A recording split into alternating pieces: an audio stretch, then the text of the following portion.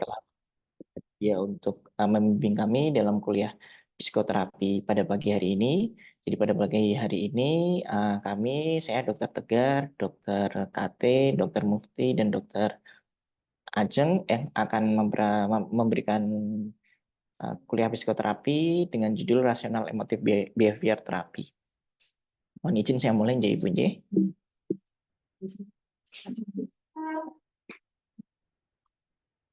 Oke, jadi untuk outline rasional emotive behavior therapy ini, yang pertama kita akan bahas tentang definisi rasional emotive behavior therapy. Yang kedua kita akan membahas tentang sejarah dan asal mula rasional emotive behavior therapy. Yang ketiga akan kita bahas adalah konsep dasar rasional emotive behavior therapy.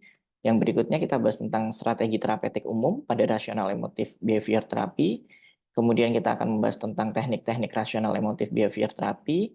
Lalu kemudian kita membahas tentang kelebihan dan kekurangan rasional emotive behavior therapy dan akan ditutup dengan role play. Jadi untuk tujuan pembelajaran kuliah psikoterapi pada pagi hari ini yaitu residen mampu menerangkan tentang definisi rasional emotive behavior therapy. Yang kedua, residen juga mampu menjelaskan tentang konsep dasar rasional emotive behavior therapy. Yang ketiga, residen juga dapat mampu mendemonstrasikan langkah-langkah rasional emotive behavior therapy. Yang keempat, residen juga diharapkan mampu menerangkan kelebihan dan kekurangan rasional emotive behavior therapy. Dan yang terakhir, residen diharapkan mampu menerapkan rasional emotive behavior therapy pada praktek nantinya. Yang pertama yang kita akan bahas adalah tentang definisi dari rasional emotive behavior therapy. Jadi REBT ini dia adalah pendekatan terapi yang berfokus pada mengidentifikasi tidak realistis yang menyebabkan emosi dan perilaku menjadi disfungsional. Jadi pada REBT ini itu diperkenalkan pertama kali oleh Albert Ellis. Jadi teori pertama kali itu dikenalkan pada tahun 1950. Itu yang dulu dikenal dengan nama rasional terapi saja. Kemudian diubah menjadi rasional emotif terapi, yang terakhir dirubah menjadi rasional emotive behavior therapy. Jadi pada REBT ini yang dikembangkan oleh Albert Ellis ini akan melibatkan 3 langkah utama. Yang pertama, kita mengidentifikasi keyakinan irasional dan bagaimana keyakinan ini mempengaruhi emosi dan perilaku. Yang kedua, itu menilai apakah keyakinan tersebut rasional atau tidak. Yang terakhir adalah mengganti keyakinan irasional dengan keyakinan yang lebih rasional dan realistis untuk mengurangi stres dan meningkatkan kesejahteraan emosional. Untuk sejarah dan asal mula REBT ini sendiri, jadi REBT ini awalnya dinamakan rasional terapi karena berfokus hanya pada kognisi dan menekankan faktor emosi. Kemudian dirubah menjadi rasional emotif terapi, dan yang terakhir pada tahun 1992 itu dirubah namanya lagi menjadi rasional emotif behavior terapi. Jadi kenapa dirubah menjadi rasional emotif behavior terapi? Karena untuk mencerminkan penekanan pada perubahan perilaku yang juga penting dalam terapi tersebut. Dan REBT ini juga merupakan salah satu bentuk CBT yang saat ini menjadi salah satu orientasi teoritis yang paling populer. Meskipun REBT ini juga merupakan bagian dari CBT, dan pendekatan REBT ini juga memiliki karakteristik yang unik, yaitu karakteristik yang uniknya adalah menekankan bagaimana jenis pemikiran tertentu dapat mempengaruhi gangguan emosional. Baik, untuk slide selanjutnya akan dilanjutkan oleh Dr. Kati. Matur nuwun, Mas Tegar. Saya akan melanjutkan untuk yang selanjutnya mengenai konsep dasar dari teori REBT. Jadi ada berbagai macam konsep ya, yang untuk di kuliah kali ini kami mengambil 7 konsep. Jadi yang pertama adalah pikiran. Jadi kembali emosi itu akan muncul jika sebelumnya didahului oleh pikiran. Jadi yang utama kita lihat konsepnya adalah pola berpikir atau cara berpikir kita terhadap suatu peristiwa yang timbul. Itu yang pertama. Lalu kemudian yang kedua, dari penyebab distres. Jadi pikiran irasional merupakan penyebab distres. Jadi konsepnya adalah segala distres atau stresor yang muncul kemudian menjadi distres di individu, itu basicnya adalah dari pola pikir yang irasional. Nanti akan kami jelaskan selanjutnya. Kemudian yang ketiga, konsep ketiga, supaya dapat mengatasi emosi tentu harus ada perubahan pikiran yang dilakukan. Jadi konsepnya adalah mengubah pikiran yang irasional menjadi rasional. Itu konsepnya. Kemudian yang keempat, nah, apa yang harus kita lihat dari pikiran irasional? Kita harus mencari faktor-faktor apa saja yang mempengaruhi dari pemikiran irasional tersebut. Faktor apa saja yang mungkin? Yang pertama mungkin genetik, secara basic orang menghadapi stresor, lalu cara pola pikir, kemudian kepribadian, itu merupakan faktor-faktor genetiknya. Kemudian hal yang penting yang lainnya adalah faktor lingkungan, pola asuh, dan hal yang lain misalnya budaya, itu tentu akan menentukan dari pembentukan pikiran rasional maupun irasional. Karena misalnya di budaya ini, mungkin ada beberapa pola pikir yang di tempat kita biasa rasional, tapi mungkin kalau misalnya pola pemikiran tersebut diterapkan di Amerika atau di luar yang bukan Asia, mungkin bisa jadi menjadi pemikiran yang irasional. Jadi kita penting juga melihat lingkungan dan terutama tadi ya budaya terhadap pola pikir tersebut. Kemudian konsep yang kelima, emosi sebagai indikator masalah. Jadi yang seperti yang kita ketahui bahwa emosi yang sehat yang dapat diungkapkan dengan baik tentu akan mendorong perilaku yang fungsional. Jadi bisa melakukan kegiatan sehari-hari dengan fungsional.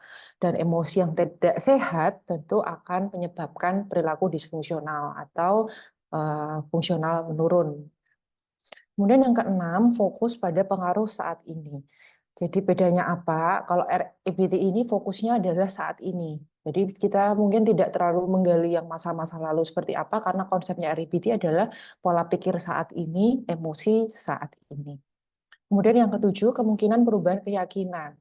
Nah, ini kemungkinannya apa saja? Nah, kita harus lihat dari individu tersebut. Jadi, kira-kira bagaimana dari individu ini dalam proses mengenali sebuah emosi dan masalah, lalu menantang masalah yang ada. Kemudian dari pemikiran irasional, bagaimana cara individu ini mengubah dari pemikiran irasional menjadi rasional, serta perilaku sesuai dengan keyakinan baru yang rasional ini ternyata kan harus memerlukan usaha yang berkelanjutan. Jadi kita juga harus lihat kemungkinan-kemungkinan dari orang. Next slide. Nah, untuk strategi terapeutiknya ada macam-macam mungkin, tapi dari referensi yang kami dapatkan ada metode ABCDEF. Ini untuk mempermudah saja untuk kita mengingat untuk mnemoniknya. Yang pertama E atau activating event atau peristiwa pemicu. Jadi yang pertama kali perlu kita cari atau kita pikirkan untuk metode ini adalah kita harus mencari kejadian atau situasi apa yang memicu reaksi emosional atau perilaku. Jadi bagaimana cara mencari ini ya tentu dengan tadi ya dengan kita menganamnesis, kita meminta pasien untuk bercerita. Sebelum muncul emosi tersebut apa eventnya tuh peristiwanya seperti apa. Dan sebaiknya kita juga mengetahui event ini secara detail. Jadi misalnya misalnya ada yang orang saya kok selalu merasa marah jika bekerja ke kantor. Nah, bekerja ke kantor seperti apa? Eventnya kita harus gali lagi lebih lanjut sehingga jelas yang membuat marah itu apa? Apakah bekerjanya, ataukah orang-orangnya, ataukah tempatnya? Nah, itu eventnya apa? Sebaiknya harus cukup detail untuk di poin A ini. Lalu yang kedua adalah B or beliefs atau keyakinan. Ini merupakan keyakinan atau pikiran tentang peristiwa pemicu. Keyakinan ini bisa rasional atau irasional. Maksudnya apa? Ya, misalnya tadi, misalnya eventnya adalah pergi ke tempat kerja dan dia di sana merasa misalnya marah ya, misalnya selalu merasa marah. Nah, kita kemudian cari, kenapa kok marah? Keyakinannya apa? Kenapa kok bisa marah ya terhadap tempat kerjanya? Nah, mungkin terus kemudian dia bercerita, iya karena kalau setiap saya ke sana itu semua orang pasti tidak suka dengan saya karena dari cara pandang mereka misalnya seperti itu. Nah, kemudian itu sudah menjadi belief. Tiap kali ke sana orang memandang dia berpikir bahwa orang tidak suka. Nah, itu mungkin keyakinan dia. Nah, ini misalnya yang irasional. Tapi bisa juga keyakinannya rasional sesuai dengan event yang ada. Itu yang B, belief. Kemudian yang C, consequence. Consequences atau konsekuensi ini reaksi emosional dan perilaku yang timbul dari keyakinan tersebut. Misalnya dia yakin ya tadi dia yakin bahwa orang-orang itu tidak menyukai dia, misalnya seperti itu. Emosionalnya apa? Oh, mungkin bisa jadi internal emosinya dia kecewa, dia sedih, dia marah. Lalu perilakunya apa? Mungkin bisa jadi konsekuensinya dia jadi menghindari orang-orang di sekitarnya karena dia merasa orang-orang tidak menyukainya, misalnya. Kemudian yang disputation atau pertanyaan. Nah, ini kita kemudian setelah kita menggali, kita tahu ABC-nya apa, baru kita masuk ke disputation atau pertanyaan. Kita mulai masuk untuk menilai keyakinan tersebut. Kalau tidak rasional ya, kemudian kita menantang keyakinan tersebut dengan membawa klien kita ke dalam pola pikir yang lebih rasional. Jadi kita misalnya tadi ya tidak suka dengan oh kok tidak suka taunya seperti apa? Apakah orang tersebut bilang kalau tidak suka atau ada perbuatan-perbuatan yang menunjukkan kalau tidak suka? Mungkin bisa cerita. Kalau misalnya kliennya oh ya juga ya kayaknya nggak ngapa-ngapain. Nah, kita kembalikan lagi ya. Berarti kan itu pola pikir dari klien sendiri yang tidak rasional. Nah, itu nanti bisa digali dalam di poin D ini. Nah, lalu selanjutnya yang I, efek ya, new effect atau efek baru. Setelah tadi kita challenge keyakinan yang nggak rasional dari pasien yang tidak rasional dari klien kita, kemudian baru kita ajak klien kita untuk mengembangkan keyakinan yang lebih rasional. Misalnya yang tadi ya, yang tadi misalnya oh ternyata orang-orang itu tidak pas apa ya, tidak semua orang-orang itu tidak suka sama saya misalnya. Atau misalnya saya ternyata tidak perlu harus ini ya berperilaku dengan sempurna agar orang-orang bisa menghargai saya misalnya ya. Contohnya seperti itu. Kemudian yang terakhir F atau new feeling and behavior. Ini perubahan perasaan dan perilaku yang terjadi setelah mengganti keyakinan yang tidak rasional dengan keyakinan yang lebih rasional. Nah, kita gali lagi, misalnya setelah dia menerapkan pola pikir yang baru, kemudian dia mencoba menjalani pola pikir tersebut, kita tanya, ya seperti apa kira-kira perasaannya setelah meyakini kepercayaan yang baru, yang rasional itu, perasaannya seperti apa, lalu sikapnya seperti apa, apakah tetap sama menghindari orang-orang sekitarnya, atau justru sudah ada perubahan. Nah, kita harus kaji lagi di poin F ini. Next slide. Nah, ini yang tadi ya, A, B, C, D, E, F. Jadi strategi terapeutiknya mulai dari E tadi ya, pokoknya kita harus mulai dari akar masalahnya. Jadi akar masalahnya adalah ya eventnya itu apa dulu. Kita harus menggali dulu adversity-nya, masalahnya apa, lalu kepercayaannya, belief-nya terhadap event tersebut, lalu efeknya apa, emosinya di si, kemudian baru kalau efek ternyata kalau misalnya efeknya negatif dan belief-nya irasional, kemudian kita challenge di bagian D, kita challenge lagi pola pikirnya, kemudian setelah itu kita baru lihat rational belief-nya seperti apa efeknya, dan yang kita harapkan adalah si F ini. Jadi, klien kita mempunyai perasaan yang lebih nyaman, perasaan yang lebih menerima terhadap berbagai kondisi dari perubahan pola pikir yang sudah dilakukan oleh klien. Ya, mungkin seperti itu lanjutannya. Ya, akan dilanjutkan oleh Dr. Grisel. Dr. Grisel. Baik, untuk selanjutnya terkait dengan teknik-teknik rasional emotif behavioral terapi. Jadi di sini untuk yang pertama adalah tekniknya ada intervensi sistematis untuk menantang dan merekonstruksi keyakinan irasional. Jadi itu adalah faktor utama dalam gangguan emosional dan juga perilaku klien. Kemudian di sini terapi bertujuan untuk mencapai perubahan kognitif yang mendalam dan berkelanjutan.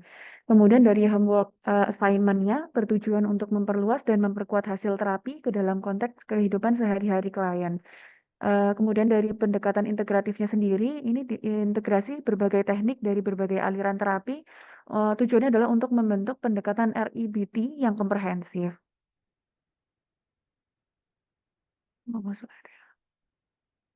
Kemudian dari berbagai jenis metode integratif, di sini ada beberapa. Yang pertama, berdasarkan imagery and hypnosis, jadi melalui visualisasi dan juga hipnosis.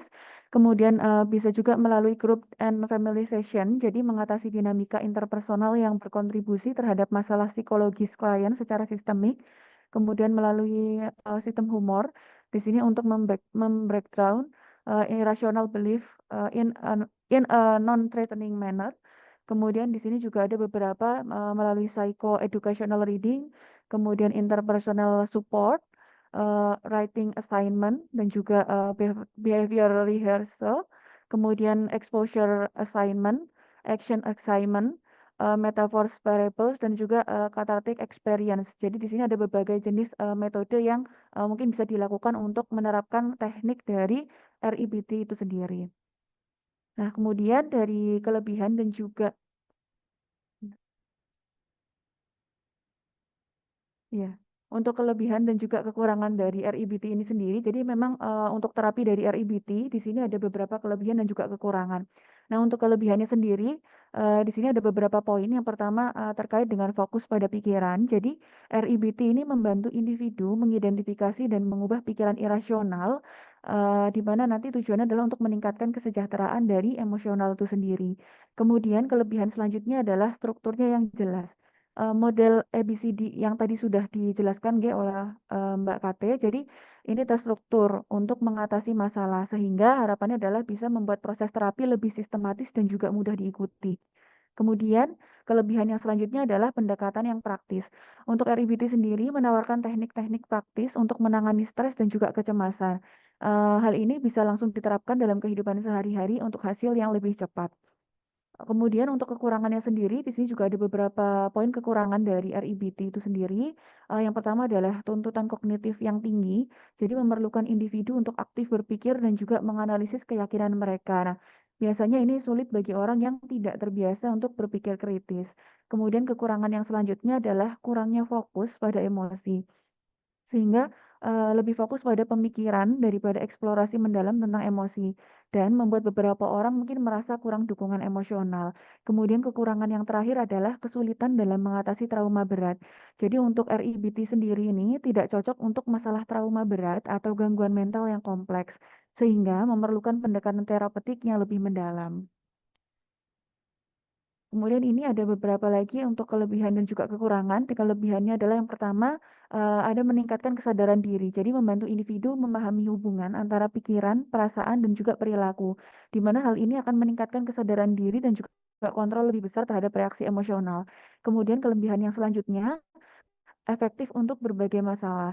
Jadi untuk terapi REBT sendiri itu efektif dalam mengatasi masalah seperti contohnya adalah depresi, kecemasan, dan juga masalah perilaku, di mana harapannya adalah membantu untuk memperbaiki kualitas hidup secara keseluruhan.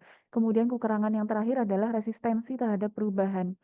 Jadi beberapa orang mungkin sulit menerima dan juga menerapkan keyakinan baru, sehingga memang ada beberapa orang yang sangat terikat pada keyakinan mereka, mungkin mengalami kesulitan dalam membuat perubahan.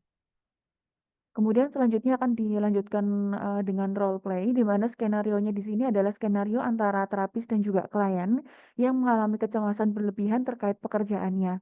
Kemudian untuk skenario role play sendiri dibuat menjadi 5 sesi pertemuan, di mana sesi pertama ini kita membahas tentang identifikasi masalah dan juga penggalian awal. Kemudian nanti dilanjutkan dengan sesi kedua, yaitu menantang keyakinan dan juga pikiran irasional. Untuk sesi ketiga, implementasi dan juga evaluasi. Sesi keempat, penguatan dan juga pemeliharaan. Dan sesi terakhir yaitu sesi kelima, evaluasi dan juga penyelesaian. Ya, ini jadi sebelum mulai mungkin meskipun ada 5 sesi, tapi ini lebih ke arah cuplikan-cuplikan sedikit. Jadi tidak sampai dalam karena keterbatasan waktu juga. Jadi sesi 1 sampai 5 nanti hanya sedikit secuplik dari seperti apa sesi ini. Baik, ya, baik, kita bisa mulai. Dimulai untuk role play-nya. Mbak Kate sebagai terapisnya, Oh, iya. saya sebagai klien. Oh, berdasarkan. Oh, gitu. Jadi memiliki satu apa mas?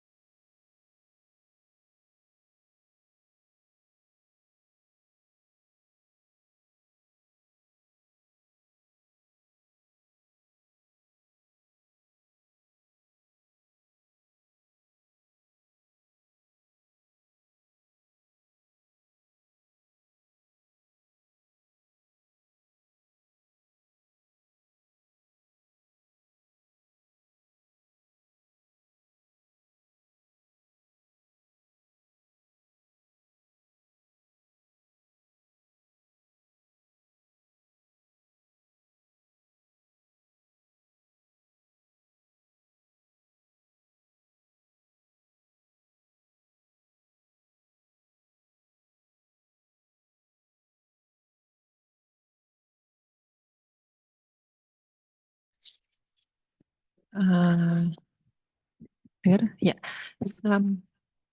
Suaranya kocak aja. Oke, saya mulai gitu. Selamat pagi Mbak Grisel, selamat datang ya. Mbak Grisel, ini betul dengan Mbak Grisel ya. Tadi saya lihat di link daftarannya ya. Iya betul. Ya, mungkin sebelum kita mulai, saya Dr. Katerina ya Mbak Grisel ya. Ini pertemuan pertama kita ya pada hari ini ya. Mungkin sebelum kita mulai, saya bertanya dulu Iya ya Mbak boleh Grisel dok. ya. Kira-kira dari ini ke sini ada apa? Ada hal yang bisa saya bantu? Iya. Baik, terima kasih Dokter Kate sebelumnya. Saya Grisel ya dokter. Em, saya merasa sangat tertekan akhir-akhir ini dokter, terutama karena pekerjaan saya. Tekanan dari atasan sangat besar dan saya merasa tidak mampu memenuhi ekspektasi mereka. Ini membuat saya sangat cemas, bahkan sampai membuat saya sulit tidur, dokter.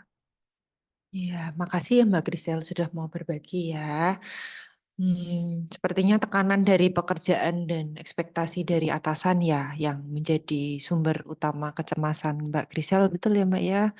Nah, kira-kira mungkin Mbak Grisel bisa cerita seperti apa ya kira-kira akhir-akhir ini situasi apa yang baru terjadi atau hal-hal apa yang membuat kecemasan itu menjadi sangat kuat?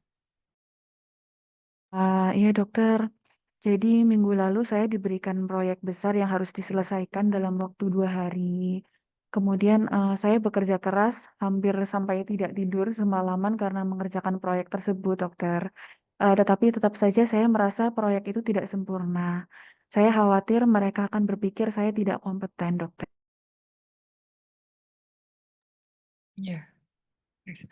Hmm, jadi ada rasa takut ya Mbak Grisel ya kalau misalnya ada kesalahan atau ketidaksempurnaan dari pekerjaan Mbak Grisel akan membuat orang lain berpikir Mbak Grisel sebagai orang yang tidak kompeten ya Mbak ya.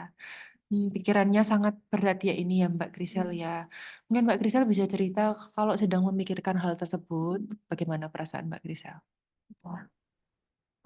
Yang saya rasakan ketika saya memikirkan hal tersebut, ya dokter, saya tuh merasa cemas, takut, dan kadang-kadang marah pada diri sendiri karena tidak bisa melakukan semuanya dengan sempurna. Saya merasa bahwa saya tidak cukup baik dan itu sangat menyakitkan, dokter. Ya Mbak Grisel. Jadi perasaan cemas dan marah Mbak Grisel betul-betul berkaitan ya dengan keyakinan Mbak Grisel ya bahwa Mbak Grisel harus sempurna dalam pekerjaan Mbak Grisel. Apa betul seperti itu Mbak Grisel? Saya merasa seperti itu, dokter. Jika saya tidak sempurna, maka saya selalu merasa bahwa diri saya gagal. Saya tidak ingin orang lain melihat saya sebagai orang yang tidak kompeten, dokter. Baik Mbak Grisel. Jadi nanti saya dan Mbak Grisel kita akan bersama-sama ya Mbak Grisel ya. Kita akan cari tahu lebih lanjut dari keyakinan Mbak Grisel ini lebih dalam. Dan nanti kita akan lihat juga apakah keyakinan Mbak Grisel ini betul-betul mempengaruhi perasaan dan perilaku Mbak Grisel. Mbak Grisel bersedia ya Mbak Grisel dan sudah siap? Saya siap, dokter.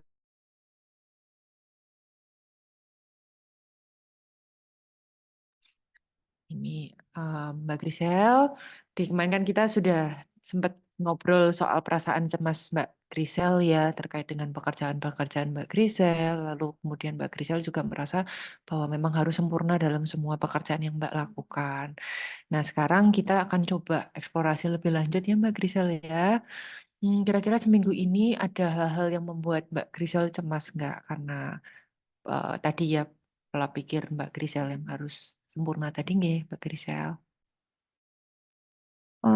Iya sebenarnya ada, dokter. Saya harus mempresentasikan hasil proyek saya di depan tim. Dan meskipun presentasinya berjalan cukup baik, saya terus merasa bahwa saya bisa melakukannya dengan lebih baik. Pikiran itu mengganggu saya sepanjang hari, dokter. Apa yang Mbak Grisel pikirkan setelah presentasinya selesai? Saya berpikir bahwa saya mungkin tidak cukup mempersiapkan diri, bahwa saya seharusnya bisa menjawab pertanyaan dengan lebih baik. Saya khawatir bahwa tim saya mungkin melihat saya sebagai orang yang tidak kompeten, dokter. Hmm, coba kita lihat dulu ya pemikiran dari Mbak Grisel ya. Mbak Grisel tadi cerita ya bahwa tim mungkin melihat Mbak Grisel sebagai orang yang tidak kompeten. Apakah Mbak Grisel pernah ada bukti nyata atau ada hal-hal yang membuat Mbak Grisel berpikir seperti ini? Tidak secara langsung, dokter. Tidak ada yang mengatakan sesuatu yang negatif. Setahu saya pun juga tidak ada yang mengatakan sesuatu yang menurut saya itu hal yang negatif seperti itu, dokter. Tetapi saya merasa bahwa mereka bisa saja berpikiran seperti itu. Ya, ada perasaan khawatir ya, Mbak Grisel. Ya, perasaan khawatir itu wajar ya, Mbak Grisel ya. Itu bukan hal yang betul-betul salah. Tapi mungkin kita bisa lihat lagi ya, tadi pola pikir dan perasaan Mbak Grisel. Kira-kira itu didasarkan oleh fakta atau hanya asumsi ya? Kalau misalnya memang Mbak Grisel belum pernah menemukan bukti nyata dari itu, apakah ini kira-kira lebih ke arah asumsi daripada kenyataan? Bagaimana menurut Mbak Grisel? Saya rasa Anda benar, dokter. Mungkin saya terlalu cepat menyimpulkan sesuatu tanpa bukti nyata. Ya, bagus sekali ya Mbak Grisel ya. Mbak Grisel mungkin sekarang mulai menyadari ya bahwa pikiran yang didasarkan pada asumsi. Dan ini merupakan hal yang penting sekali Mbak Grisel. Mbak Grisel sudah bagus ya, sudah mulai bisa menyadarinya. Nah, sekarang coba kita ubah ya. Kita coba ganti pikiran ini dengan pikiran yang lebih rasional. Misalnya ya, contohnya Mbak Grisel. Bagaimana kalau Mbak Grisel mengatakan pada diri sendiri, saya sudah melakukan yang terbaik dalam presentasi dan itu cukup baik. Jika ada hal-hal yang bisa saya perbaiki, saya akan bekerja untuk memperbaikinya. Tapi itu bukan berarti bahwa saya orang yang tidak kompeten. Misalnya seperti itu ya Mbak Grisel. Nah, menurut Mbak Grisel bagaimana tentang pernyataan ini? Hmm, itu masuk akal, dokter. Saya rasa saya bisa mencoba berpikir untuk seperti itu. Hebat ya Mbak Grisel ya. Jadi saya ingin supaya Mbak Grisel mulai coba menggunakan ini ya, the magic word di dalam Mbak Grisel ya. Kalau Mbak Grisel mulai merasa cemas, coba diterapkan pola pikir yang tadi ya. Nanti Mbak Grisel bisa menggantinya dengan bahasa Mbak Grisel sendiri. Tapi Mbak Grisel harus mulai menerapkan pola pikir ini ya, bahwa saya orang yang kompeten, saya orang yang baik, ya, saya sudah bekerja semaksimal mungkin. Nah, nanti kita lihat ya setelah Mbak Grisel mencoba menerapkan pola pikir ini, bagaimana perasaan Mbak Grisel ya. Ya.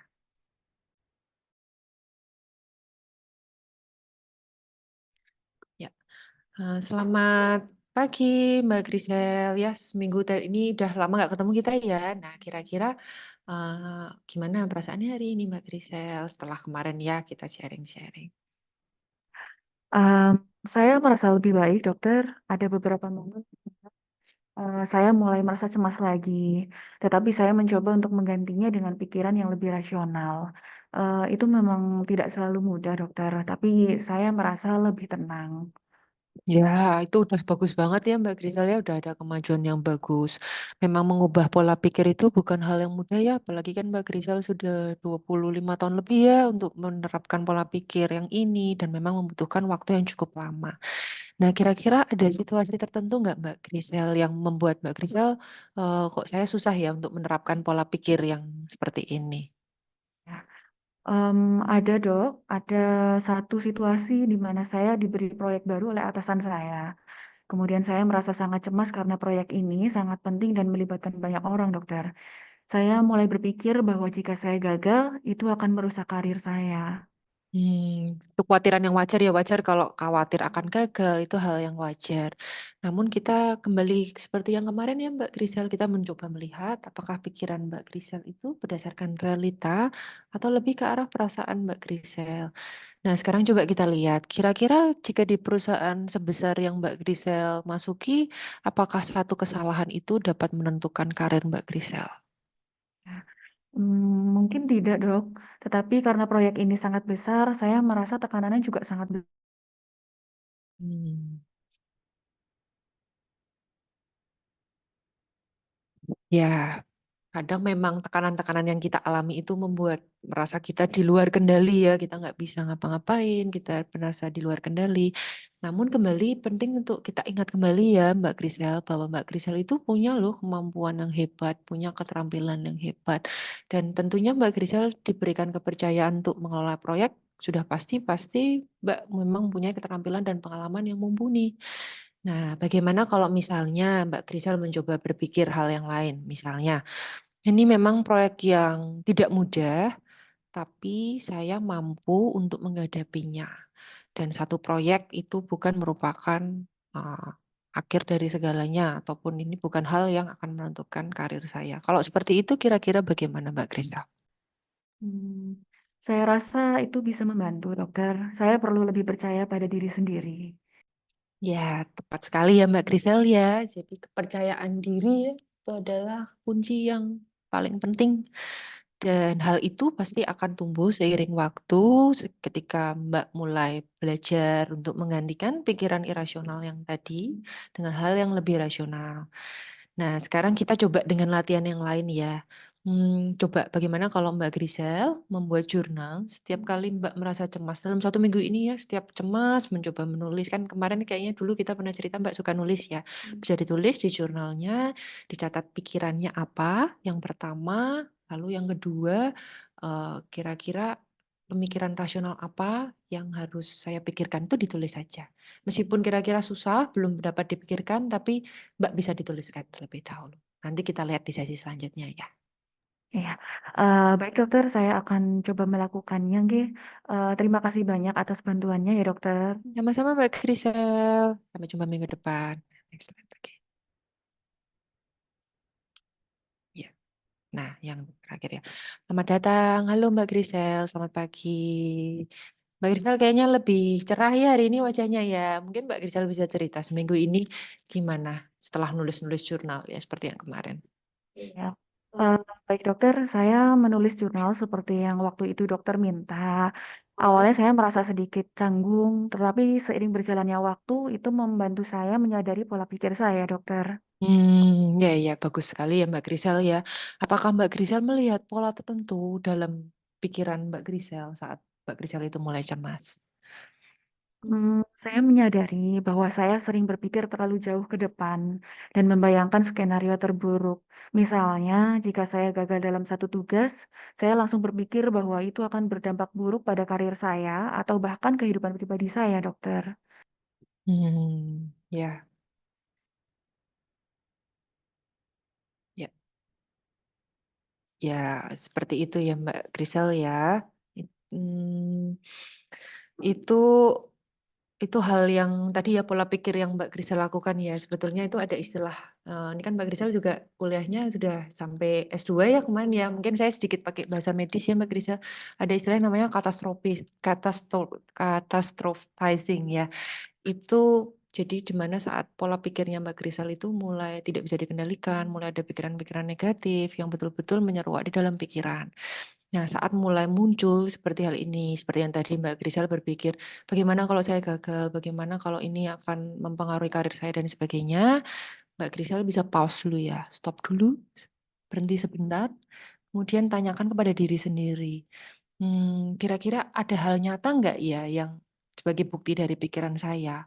Apakah saya benar-benar tahu kalau memang pasti ini akan terjadi hal-hal yang buruk tadi? Nah, dengan Mbak Grisel terus latihan untuk menantang pikiran Mbak Grisel sendiri, nanti makin lama Mbak akan bisa untuk melawan pikiran-pikiran yang tidak rasional. Baik dokter, saya akan mencoba untuk melakukannya. Saya merasa lebih kuat sekarang dan siap untuk menghadapi tantangan ini, dokter. Ya, saya senang sekali Mbak Grisel mendengarnya ya Mbak Grisel ya. Perubahan itu kan memang pasti butuh waktu ya, tapi yang penting adalah Mbak punya konsistensi, punya dedikasi, dan Mbak punya kesadaran diri untuk mau melakukannya. Dan tadi saya juga sudah ngintip jurnalnya ya Mbak ya, nih udah bagus banget seminggu ini sangat konsisten ya, betul-betul detail ditulis. Nah, saya berharap Mbak bisa dilanjutkan ya jurnalnya dan terus jika ada pikiran irasional Mbak terus men-challenge ya, betul nggak ya pikiran saya ya? Ada buktinya nggak ya? Sama seperti kalau Mbak bikin skripsi dulu kan juga begitu ya, ditantang terus ya, ini benar nggak ya, benar nggak ya? Saya pingin Mbak juga mencoba ini di kehidupan nyata dari Mbak Grisel ya. Nanti di sesi selanjutnya kita akan lihat kira-kira apakah Mbak akan ada kemajuan-kemajuan, lalu ada langkah-langkah yang lebih lanjut yang bisa kita lakukan bersama. Baik, dokter, saya akan melakukannya. Terima kasih banyak atas bimbingannya ya, dokter. Sama-sama Mbak Grisel, saya sangat senang dengan ini kemajuannya udah bagus banget sekarang ya Mbak Grisel ya. Sampai jumpa minggu depan ya Mbak Grisel. Sampai jumpa kembali, dokter.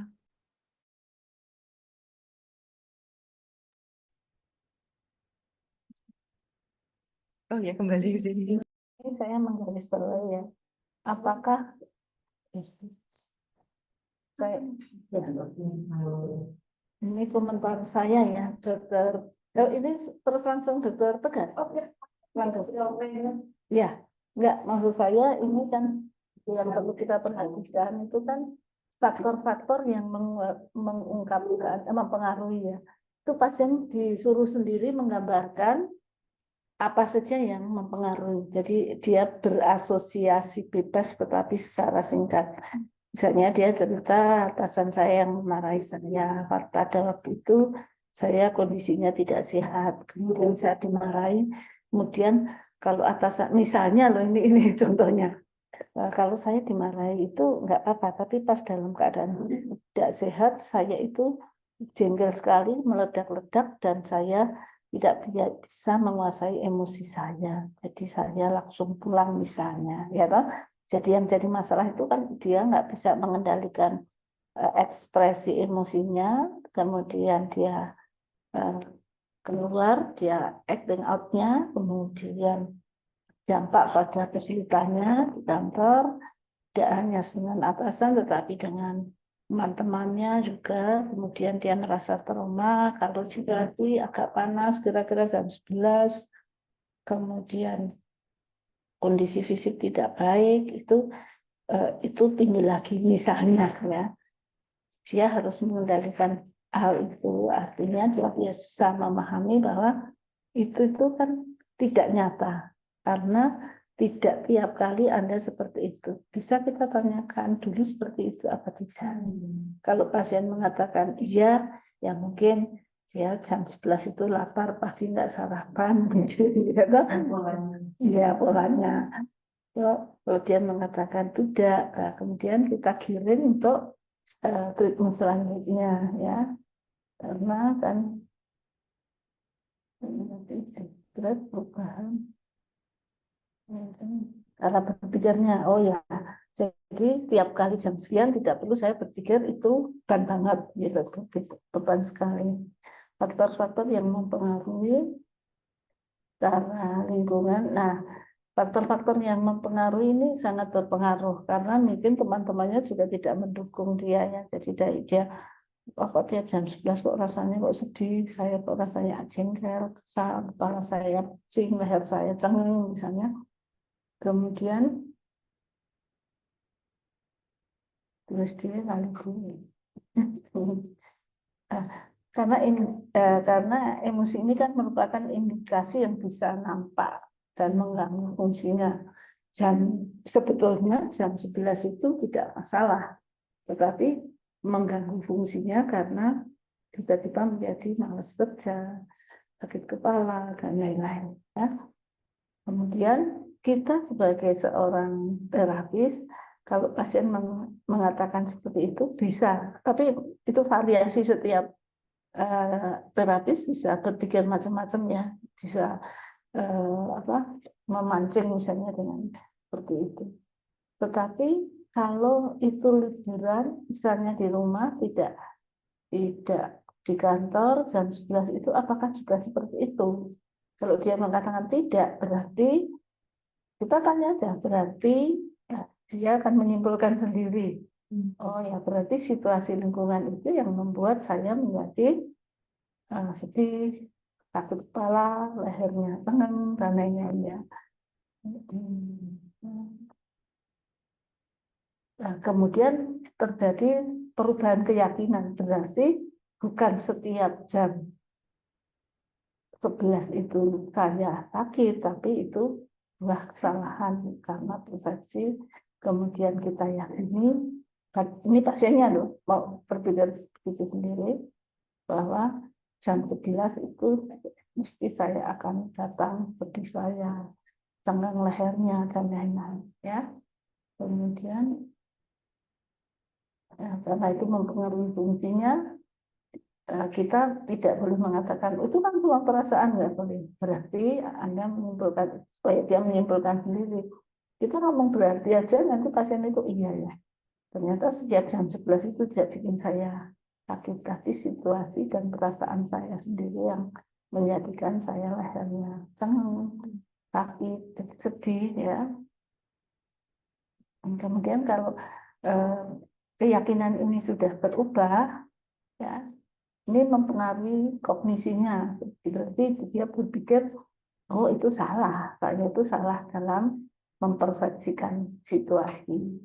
Jadi kantor itu tidak menyebabkan saya menjadi sedih, menjadi lehernya tenang dan lain-lain, tapi persepsi saya. Karena kognitifnya berubah, afektifnya juga berubah.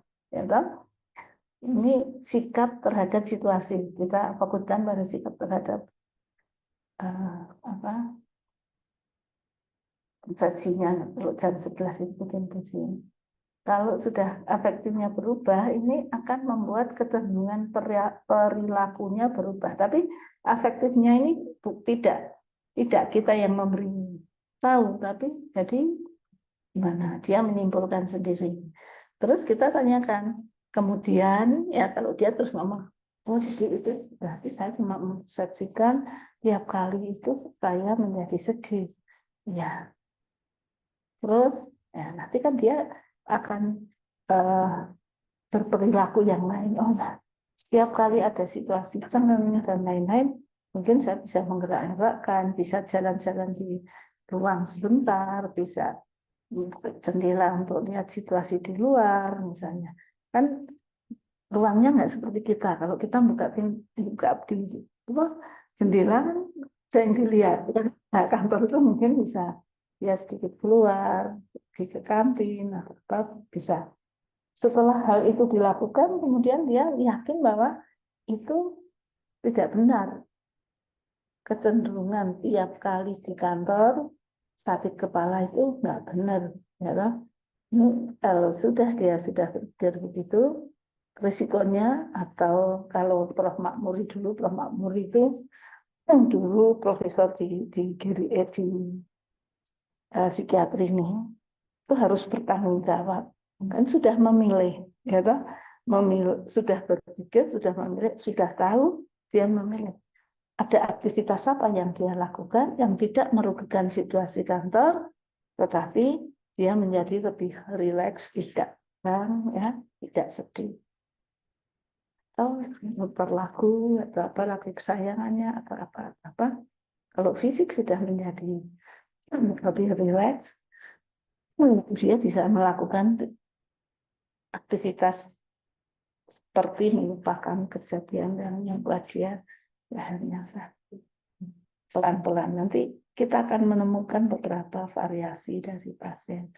Jadi pasien kita itu sebetulnya guru kita. Karena ada saja yang dia mengatakan, saya kok setiap di kantor itu rasanya cemas terus.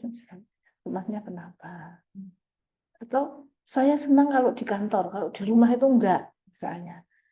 Jadi dia juga akan mengubah pola berpikirnya, sehingga kecenderungan perilakunya akan berubah. Dia menghayati, meyakini bahwa perubahan pakai suasana hati itu yang salah dia, karena tidak salah dalam berpikir, dalam mempersepsikan, dan dalam menghadapinya. Oke, begitu. Nah, ini yang saya tanyakan pada presentator. Nyun sewu, selamat pagi Dokter Mutarasi. Halo Nyun sewu nggih, Dokter Mutarasi. Halo. Matur nuwun Bu Marni. Nggih. Alhamdulillah komunikasi interpersonal sudah bagus. Jadi nada, beda, ekspresinya yang berperan sebagai dokter sudah bagus. Nah, tinggal belajar konten-kontennya. Matur nuwun sangat dokter. Selamat. Iya, matur nuwun. Ini sudah dipuji sama Dokter Mutarasi yang ahli komunikasi loh. Apa ini? Apa itu dulu bisa sih? Oh, Rarugi Bumut Lemulang. Katanya ternyata komunikasinya bagus. Ngendikane Bumut loh. Ya. Yang mau saya tanyakan itu apa yang dirasakan ini kan butuh solusi ya oleh pasien sendiri. Apa yang kita lakukan? Karena kalau kita tanyakan, pasien itu kan harusnya dalam terapi ini kan menyelesaikan sendiri. Kita kan hanya guide-nya saja. Apa yang harus kita tanyakan pada pasien? Misalnya kasih contoh aja. Supaya dia memecahkan masalah sendiri, tahu bahwa itu kesalahan berpikirnya, dan lain-lain. Jadi mungkin memang saya menjadi Ibu, di pada kasus ini memang kita tidak mencoba masalah dari pasien tersebut, dan kita juga akan mencoba untuk pasien mempunyai solusi seperti apa agar dia menghadapi masalah seperti itu. Kebanyakan memang masalah penyampaian dari pasien itu awal-awal mungkin irasional gitu. Ketika sudah mendapat seperti itu, kita nanti akan membimbing untuk pasien tersebut supaya dia bisa jauh lebih berpikir rasional. Tetapi ada beberapa sebenarnya kendala yaitu jadi pemikiran-pemikiran irasional tersebut kalau saya baca dari beberapa literatur itu kan terbentuk dari pemikiran di alam bawah sadar gitu, yang nantinya ketika kita akan bisa merubah itu menjadi rasional ketika pemikiran yang ada di bawah alam sadar itu dimunculkan duduk di alam sadar, baru kita akan bisa merubah pasien untuk lebih bisa berpikiran rasional seperti itu. Makanya untuk terapi REBT ini juga memerlukan sesi yang lumayan panjang juga jadi Bu, karena harus merubah dari pemikiran yang memang sudah tertanam di alam bawah sadar untuk dihadirkan alam sadar supaya bisa nantinya pasien berpikir lebih rasional seperti itu. Iya, terima kasih Dokter Tegar. Misalnya orang yang mempunyai anak kecanduan zat ya, mesti orang tuanya itu pertama tahu tapi kan menolak, ya kan? Nah ini kan harus disadarkan dengan cara dia berasosiasi bebas juga, karena ini meskipun tidak psikoterapi, psikoanalisis, tapi harus menghilangkan penolakan itu sendiri. Penolakannya kan di bawah sadarnya. Logikanya ya tahu, tapi dia menolak. Enggak, itu bukan anak saya. Kalau anak saya tidak seperti itu, kan anak saya itu hanya dilibatkan karena polisi mau memeras saya misalnya, ya toh. Tapi sebetulnya dia tahu juga si orang tua ini, tapi kadang-kala menolak, ya, tidak menerima. Anak saya bukan pecandu zat yang dilarang, karena anak saya itu rajin sekolah, rajin beribadah, dan nah ini kemudian dia disuruh berasosiasi bebas agar dia menyadari bahwa itu hanya cara bertahannya orang tua karena dia sebetulnya menerima anaknya seperti itu.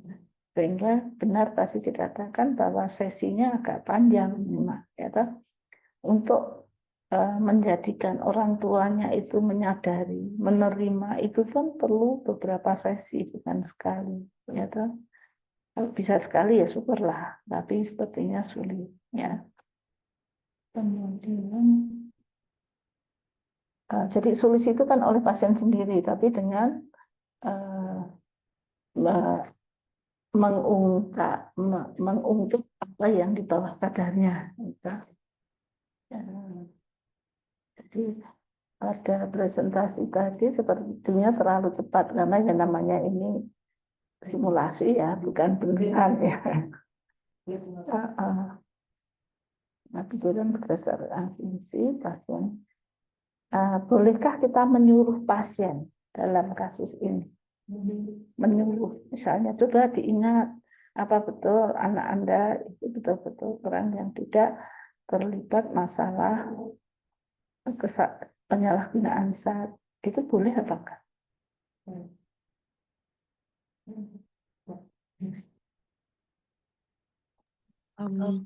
Kalau menanyakan kepada pasien mengenai realita, mungkin kita juga perlu melihat kondisi pasien juga. Kira-kira apakah saat ini sudah siap untuk mengingat kembali kalau ternyata realitanya memang betul anaknya pengguna zat dan saat ini memang belum dalam kondisi yang stabil, mungkin malah justru akan menambah atau memicu. Mungkin seperti Ya, ya. Jadi harus itu terungkap sendiri, diungkap, muncul, kemudian baru kesadarannya keluar. Ya, jadi dia tidak boleh mengatakan, oh itu sebetulnya cuma perasaan Anda saja, sebetulnya perasaan Anda tidak seperti itu misalnya. Atau kita tidak mengatakan, oh itu kan alasan Anda saja, ya kan nggak boleh ya. Jadi kita harus memang menimbulkan sendiri. Seperti Freud itu kan juga begitu. Ya kan? Orang itu menjadi menyadari itu karena berasosiasi bebas kemudian tahu sendiri. Tapi kalau Freud terlalu lama kayak ini kan karena aspeknya sudah dibuat sehingga kan lebih ya. Mungkin begitu Dokter. Dan saya Dokter Mutrasi paling pangandikan, halo. Oh, iya, Mas Ampun. Saya namun tadi saya lupa. Jadi kalau komunikasi itu kalau pasiennya datang kita harus berdiri, menyilahkan duduk baru duduk. Kita tidak boleh pasien datang tetap duduk. Matur nuwun. Ije. ternuwun Atau sangat. apa kan Ibu. Dokter? Kula matur nuwun Bu Marni nderek pelajaran iki matur nuwun. Ije sarang-sarang Dokter Mutrasi, matur nuwun. Ya. Jadi disimpulkan, bisa disimpulkan? Iya. Mungkin dari kesimpulan untuk pada kali ini, Ibu Dr. Mutrasi, jadi memang pada psikoterapi RBT ini jadi merupakan salah satu psikoterapi untuk pendekatan terapi yang terapi kognitif yang dikembangkan juga menjadi fokus pada pikiran dan perilaku dan mempengaruhi kesehatan dan pendekatan ini juga nantinya akan berdasarkan pada ide bahwa masalah emosional dan perilaku itu disebabkan oleh keyakinan yang tidak rasional dan cara berpikir yang tidak realistis. Sehingga pada psikoterapi RBT ini juga membutuhkan sesi yang cukup panjang nantinya untuk keberhasilan yang tinggi juga seperti itu. Mungkin kalau dari saya seperti itu, mungkin ada tambahan dari dokter Ratu. Ampun. Derek Pak Tegar mawon. Oke, mungkin dari Mbak Gisel mungkin ada tambahan untuk ya Ibu.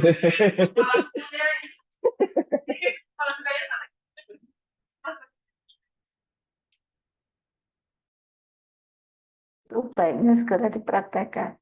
Antar teman juga nggak apa-apa, tapi kita akan melekat, akan jadi milik kita dalam arti ilmu itu tidak sekedar hanya untuk presentasi, tapi juga kita transmisi. Gitu ya. Matur nuwun Dokter Mutrasi dan juga para partisipan yang lain. Kula matur nuwun sangat Bu Marni, sugeng sedaya. Assalamualaikum warahmatullahi wabarakatuh. Waalaikumsalam. Jadi saya ucapkan terima kasih kepada Ibu dan Dokter yang sudah memberikan pada kuliah psikologi pada ini. Semoga presentasi yang kita sudah lakukan tadi ini bisa bermanfaat untuk semuanya dan bisa juga diterapkan pada praktek keseharian nanti. Mungkin apabila kami dalam presentasi ada salah atau kurang, mohon dimaafkan. Itu saja dari kami. Saya ucapkan sekali lagi terima kasih. Wassalamualaikum. Waalaikumsalam. Matur nuwun Dokter Mutrasi. Ya. Untuk